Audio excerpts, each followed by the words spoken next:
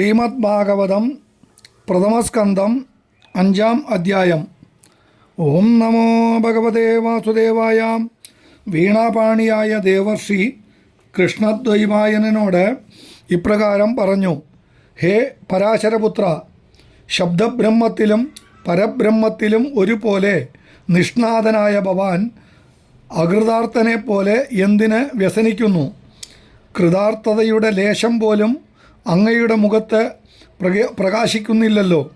സത്യവതി പുത്രൻ വിനീതനായി പറഞ്ഞു: കഴിയുന്നതെല്ലാം ഞാൻ ചെയ്തു നോക്കി, എന്നാലും ലേശം പോലും സമാധാനം മനസ്സിന് സിദ്ധിക്കുന്നില്ല. കാരണം എനിക്കറിഞ്ഞുകൂടാ. അഗാധബോധനായ അവിടുന്ന് തന്നെ അത് പറഞ്ഞു തന്ന അനുഗ്രഹിച്ചാലും അവിടുത്തെ പോലെയുള്ള മഹാത്മാക്കൾ ലോകഹിതത്തിനു വേണ്ടിയാണല്ലോ സർവത്ര സഞ്ചരിക്കുന്നത്. ശ്രീനാരദൻ മന്ദഹസിച്ചുകൊണ്ട് പറഞ്ഞു: ഭവാൻ ധർമാധർമ്മങ്ങളെപ്പറ്റി വിസ്തരിച്ച് വർണ്ണിച്ചു. ഭഗവത് ലീലയെ അപ്രകാരം വർണ്ണിച്ചില്ല. എത്ര തന്നെ സുന്ദരമാണെങ്കിലും ഭഗവൻ മഹിമയെ സ്പർശിക്കാത്ത വാക്കിനെ പരമഹംസന്മാർ ക്ഷുദ്രമായ ചളിക്കുണ്ടായി മാത്രമേ ഗണിക്കുന്നുള്ളൂ. അരയന്നങ്ങൾ ചളിക്കുണ്ടിൽ നീന്തിക്കളിക്കാത്തതുപോലെ അവർ അതിൽ രമിക്കുകയില്ല. ഭഗവൻ മഹിമയെ വർണ്ണിക്കുന്ന വാക്ക് അക്ഷരം പ്രതി അബദ്ധമാണെങ്കിലും ലോകത്തെ മുഴുവൻ ശുദ്ധീകരിക്കുന്നു. അതിനെ സജ്ജനങ്ങൾ ആദരപൂർവം കേൾക്കുകയും പാടുകയും ചെയ്യുന്നു. ഭക്തിയില്ലെങ്കിൽ പരിശുദ്ധജ്ഞാനം പോലും ശോഭിക്കുകയില്ല.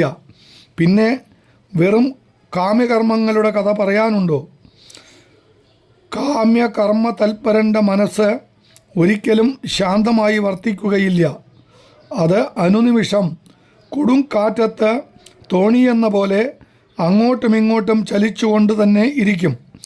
സ്വാഭാവികമായി തന്നെ മനുഷ്യൻ കാമ്യകർമ്മ തൽപരനാണ്. അവനെ പിന്നെയും കാമ്യകർമ്മങ്ങളിൽ പ്രേരിപ്പിക്കുന്നത് അന്യായമാകുന്നു. ഇനി ഭവാൻ ആ കരുണാർണവൻ്റെ ദിവ്യലീലകളെ തന്നെ പ്രധാനമായി വർണ്ണിക്കൂ. ഭഗവാന്റെ ലീലാശ്രവണ കീർത്തനങ്ങളുടെ ദിവ്യപ്രഭാവത്താലാണ് ഞാൻ ഈ ജീവൻ മുക്താവസ്ഥയെ പ്രാപിച്ചത്. പൂർവജന്മത്തിൽ ദാസീപുത്രനായ എനിക്ക് മഹാപുരുഷന്മാരെ ശുശ്രൂഷിക്കുവാനുള്ള ഭാഗ്യം സിദ്ധിച്ചു. അവരുടെ ശ്രീ മുഖാംബുജത്തിൽ നിന്ന് നിർഗളിച്ചുകൊണ്ടിരുന്ന ലീലാമൃതം അനവരതം പാനം ചെയ്ത് ആ കരുണാർണവനിൽ പ്രേമമങ്കുരിക്കുവാൻ തുടങ്ങി. ക്രമേണ അത് പുഷ്ടിപ്പെട്ടു. സർവവും ഭഗവത് ലീലാവിലാസമായി കാണുവാൻ തുടങ്ങി.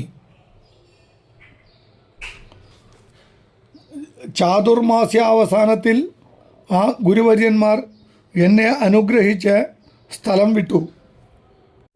6-ാം അധ്യായം. മാതാവ് മൃതിയടയുന്നതുവരെ ഞാൻ അവിടെ തന്നെ ഒരുവിധം കഴിച്ചുകൂട്ടി. അനന്തരം ഭഗവൻ മഹിമ തന്നെ ചിന്തിച്ചുകൊണ്ട് അവിടെ നിന്ന് പുറപ്പെട്ടു. പല പല സ്ഥലങ്ങളും കടന്ന് ഘോരമായ വനത്തെ പ്രാപിച്ചു. അവിടെ ഏകാന്തമായ ഒരു സ്ഥലത്തിരുന്നു. ഗുരുക്കന്മാരുടെ ഉപദേശമനുസരിച്ച് ജഗന്മോഹനമായ ഭഗവത് സ്വരൂപത്തിൽ മനസ്സിനെ ഏകാഗ്രമാക്കി. ധ്യാനമഗ്നനായ എൻ്റെ ഹൃദയകമലത്തിൽ ആ ഭക്തവത്സലൻ സുമധുരമന്ദഹാസത്തോടുകൂടി ആവിർഭവിച്ചു. ആനന്ദാതിശയത്താൽ ഞാൻ രോമാഞ്ചകുഞ്ചിതനായി, ആനന്ദാശ്രുക്കളാൽ അഭിഷിക്തനായി. ബാഹ്യപ്രപഞ്ചമെല്ലാം ദൃഷ്ടിയിൽ നിന്ന് അന്തർദാനം ചെയ്തു. ക്രമേണ പരിപൂർണ സമാധിയിൽ ലയിച്ചു. കുറച്ചു കഴിഞ്ഞപ്പോൾ ആ ദർശനം നഷ്ടപ്പെട്ടു. ദുഃഖിതനായ ഞാൻ പിന്നെയും ആ ദർശനത്തിനു വേണ്ടി പലവട്ടം ശ്രമിച്ചു നോക്കി. എന്നാൽ എല്ലാം നിഷ്ഫലമായി. പെട്ടെന്ന് ഒരശരീരി വാക്കുണ്ടായി: പുത്ര, ഈ ദിവ്യദർശനം കൃപാതിശയത്താൽ ഒരിക്കൽ നിനക്ക് തന്നു. ഇനി അത് ഈ ജന്മത്തിൽ ദുർലഭമാണ്. എൻ്റെ ദിവ്യലീലകൾ പാടി കാലശേഷം നയിക്കൂ. അടുത്ത ജന്മത്തിൽ പരമപ്രേമത്തെയും സാക്ഷാത്കാരത്തെയും നീ പ്രാപിക്കും. അനന്തരം ഞാൻ അവിടുത്തെ ആജ്ഞയനുസരിച്ചു തന്നെ കാലം നയിച്ചു. ക്രമേണ എൻ്റെ ശരീരം ജരാജീർണമായി പതിച്ചു. ഭഗവത് കൃപാതിശയത്താൽ ഈ ജന്മത്തിൽ എനിക്ക് ഈ ദിവ്യഭാവം സിദ്ധിച്ചു. ഇപ്പോൾ ഞാൻ അവിടുത്തെ ദിവ്യലീലകളും തിരുനാമങ്ങളും പാടിപ്പാടി ലോകങ്ങളെ ശുദ്ധീകരിച്ചു സഞ്ചരിക്കുന്നു. ഭവാനും ആ ദിവ്യലീലകൾ തന്നെ പ്രധാനമായി വർണ്ണിക്കൂ. നിശ്ചയമായും ശാന്തിയും സമാധാനവും സിദ്ധിക്കും.